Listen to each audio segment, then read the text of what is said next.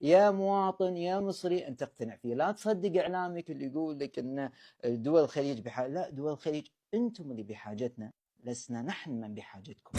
انا مش هرد عليك، انا هخلي اعلام بلدك بس هو اللي يرد عليك، عشان تعرف ان مصر ما بتحتاجش لحد. العالم كله يحتاج لمصر، ومصر ما تحتاجش لحد. هل مصر شاركت في تحرير الكويت؟